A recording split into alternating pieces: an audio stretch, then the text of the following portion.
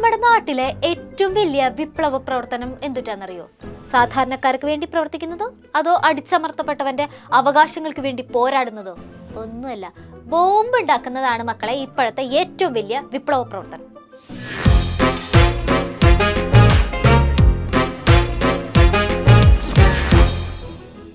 Dear comrades, ഒരറിയിപ്പുണ്ട്. ബോംബുണ്ടാക്കി അത് പൊട്ടി കൊല്ലപ്പെടുന്നവരെല്ലാം നമ്മുടെ രക്തസാക്ഷികളാണ്.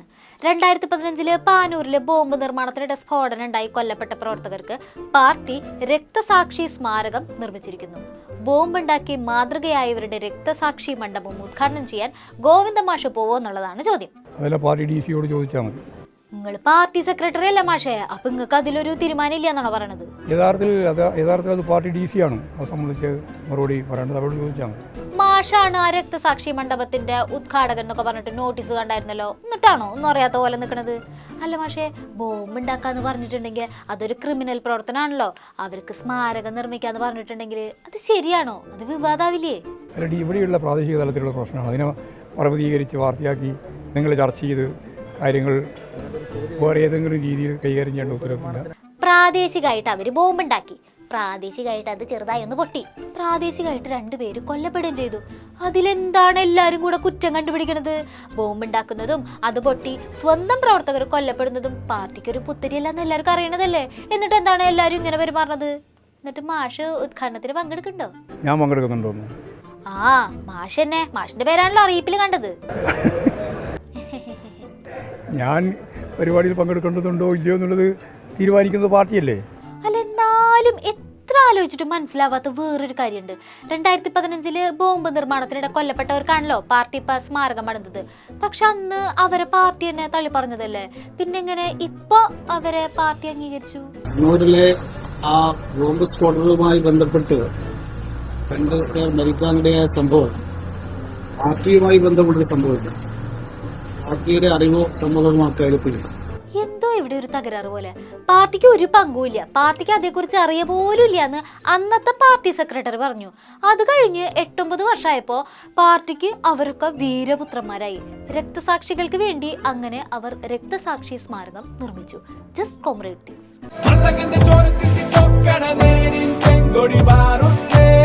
കുറച്ചുനാൾ മുന്നേ ഇതേ പാനൂരിൽ ഇതേ ബോംബ് നിർമ്മാണത്തിനിടെ സ്ഫോടനം ഉണ്ടായി വേറൊരു പ്രവർത്തകൻ കൊല്ലപ്പെട്ടിട്ടുണ്ടായിരുന്നു. അന്നും ഇമ്മടെ കോമ്രേഡ്സ് ഇതേ കാര്യം പറഞ്ഞു. ബോംബ് നിർമ്മാണമായിട്ട് പാർട്ടിക്ക് ഒരു ബന്ധമില്ല കേട്ടോ, ബോംബ് എന്തിട്ടാന്ന് പോലും ഞങ്ങൾക്ക് അറിയില്ല.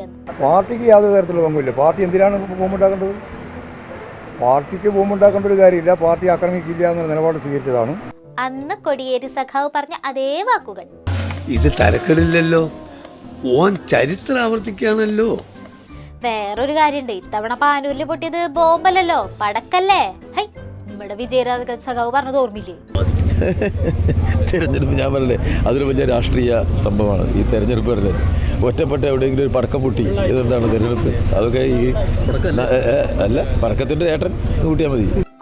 ബോംബ് സ്ഫോടനത്തെ കുറിച്ച് ചോദിക്കുമ്പോൾ ആ കളിയും ചിരിയും കണ്ടില്ലേ? സന്തോഷം കണ്ടാ തോന്നും വിഷുവിന് പൊട്ടിക്കാനുള്ള പടക്കം ഉണ്ടാക്കിയതാണെന്ന്.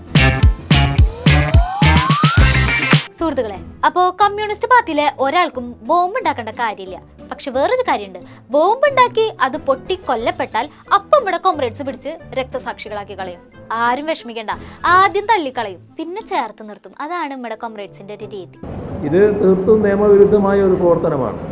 ആ നിയമവിരുദ്ധമായ പ്രവർത്തനത്തെ ശക്തമായ നിയമ നടപടികളിലൂടെ നേരിടും. അക്കാര്യത്തിൽ യാതൊരു സംശയവും ഉണ്ടാകേണ്ടതായിട്ടില്ല.